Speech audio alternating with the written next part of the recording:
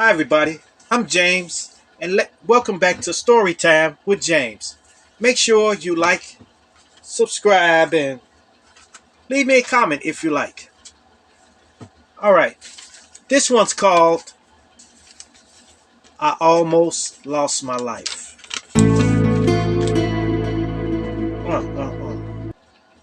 Yes.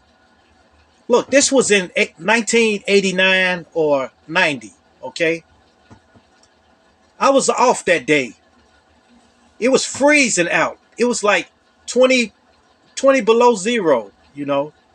Anyway, I was kind of happy to be off for the next 2 days. You know. Then later that night, the phone rang.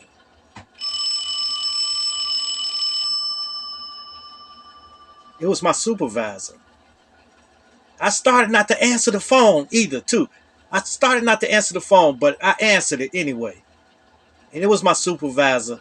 And he wanted me to come in that night.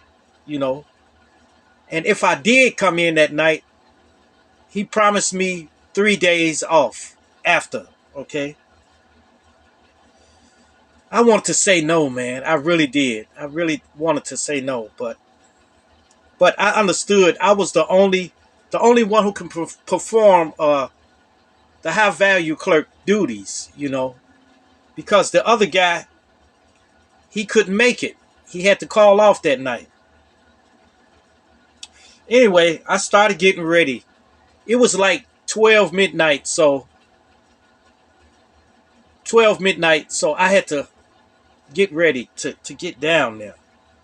See, I had to drive like an hour to work, like about an hour. So I jumped into my little Horizon, my Plymouth Horizon. And I headed out.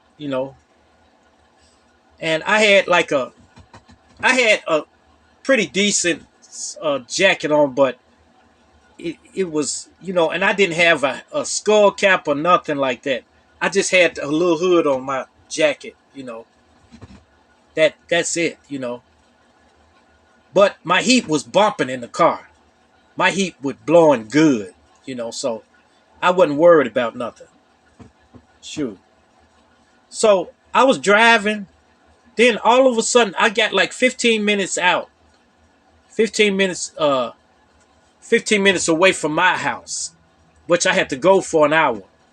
But I was 15 minutes out. Then all of a sudden my car started losing power. And I was going like 60 miles an hour, so I was able to coast over to the shoulder of the road. So I coasted over there, and I got out and I lift my hood up.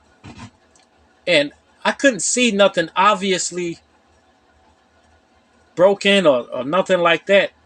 But I did smell a smell of burnt oil. So I knew it was serious. So I got back in the car and tried to start it. Nothing. So I had no power. Therefore, I had no heat. Yes. So I was sitting in the car, and it was like I was in a tomb in the car because I was bone freezing. So now I had to make a decision. I had to make a decision. Either to walk like it was almost 2 miles to the next exit, or sit in the car and just wait. Just wait. There was no cars coming past on the expressway. No cars coming past at all. Everybody was too smart to be out that late when the weather was like it was. I was the only dumb. Yes. So finally, I made the decision. I said, look, I'm gonna have to walk to the next exit. So I got out the car, buttoned up, put my hood on, tightened it up.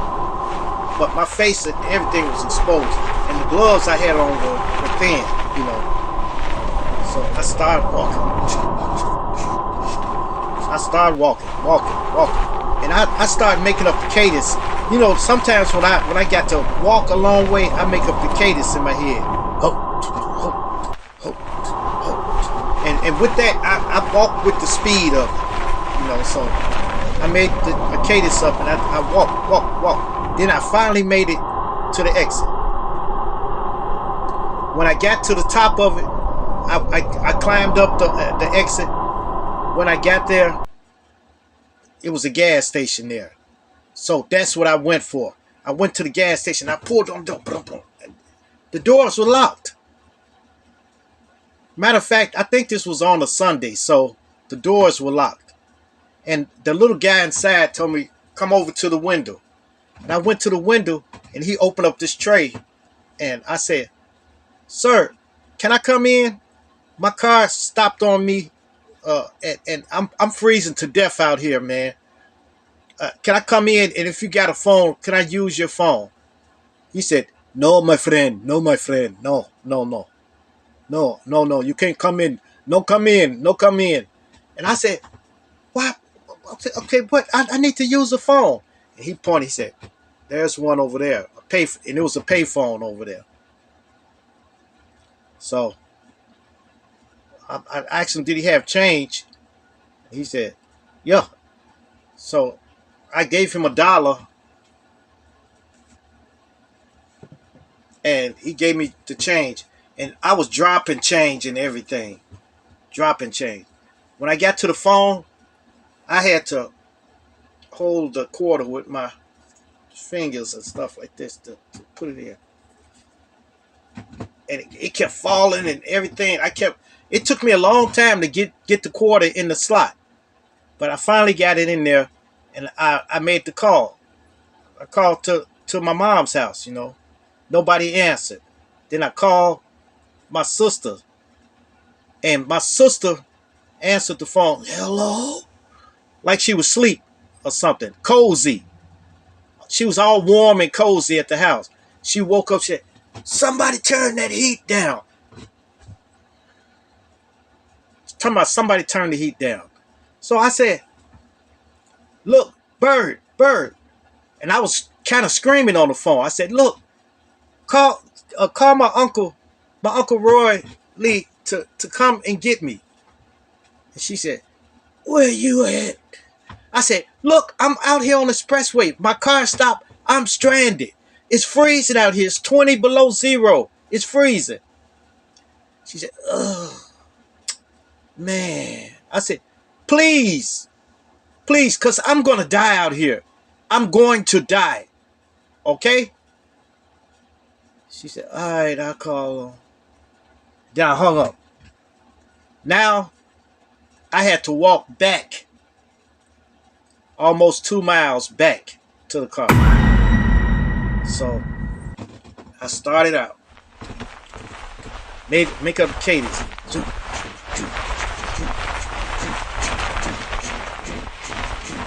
I was gone too. So when I got back, I was like tired, man. Totally tired. So I didn't even care about the job, about calling to the job or nothing. I was just concerned about making it back home to my warm bed, you know. So anyhow, once I got back to the car, I tried to open the door and I couldn't open it. And I checked for my pocket for keys. I couldn't find them. So I cleared some of that snow that was on the window and looked inside. And there they was in ignition. Yes. I've locked the keys in the car. So now I was totally burned up. I kept trying the car door. I went all the way around trying the car doors. Couldn't get in. So all I can do was sit on the hood of the car.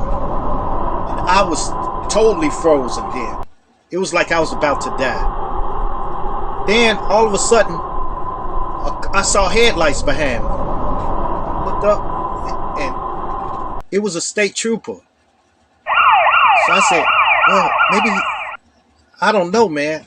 He said, what you doing out here? And I came over to his car, ran over there to his car, and tried to open his door. Then he popped his locks and stuff.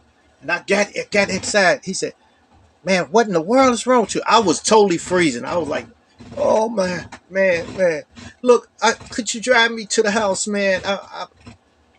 I got a problem with my car. It stopped on me and it won't start back. He said, what's wrong with it? What, you need a boost off? I said, no, it's not a boost off. It's something else. It's something else. He said, well, man, you picked the coldest day to be out here. Where you going? I said, I was getting ready to go to work. He said, where you work? I said, I work at UPS. And he said, oh man, you got like an hour or something drive there. I said, no, I'm going to go home. Drive me home. So he said, well, I can't, I don't know. I'm not going back that way yet. I got to go this way first, and then I make a loop and then come around and come back. So if you're here, then, I'll take you then. And then he said, man, I wish I had some more coffee for you. And he had a big cup of coffee sitting there. And it was hot too. And he said, you can have some of this, but I drank out of it. I said, I don't care. He gave it to me. When I put my hands on that cup, man, it was like I was touching heaven, man. I drank some hot coffee a little bit. He said, now you gotta get out, man. I got a call. So he said, I said, I can't get in my car. He said, get back in your car and sit down, until I come back. And I told him, I said, I can't get in. He said, what happened? I said, I locked my keys. And he said, oh my goodness, man. And he took a Slam Jam out. He got out there and popped the door open. I jumped in the car and he drove off. So now I'm back in the ice box. So I'm in there freezing to death. And I'm talking about, I was really shivering. I've never shivered that much in my life. Really. I was shivering. And the windows were frosted up and everything like that. And I was in the car and I was trying to find something to cover up with. And then I found the old blanket that I used to use to put down on the ground when I get up under cars and stuff. So that was in the car. So I took that and I wrapped that around my legs and stuff. It was sitting there. And then all of a sudden, the shivering stopped. And I was warm or something like that.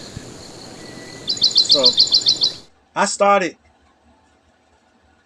thinking of like I was on the beach and stuff like that. I don't know what was going on. I don't know what was happening. But later on, I found out that when you stop shivering, that's it. Hypothermia setting in, So I was sitting there waiting. And then I saw some lights back in the my back window. I looked in my rearview mirror, and that snapped me out of it. And I would look back, and it was the state trooper had came back. Yes, man, I was so happy to see that guy, And so I jumped out the car. I grabbed what I needed, like my keys and everything out the car. I jumped out and jumped back in his car. And man, then he drove me to 147th Street. That's far as I needed to get because he couldn't get off of the expressway, But when he got to 147, I started running. I got out, started running. I was falling and stuff.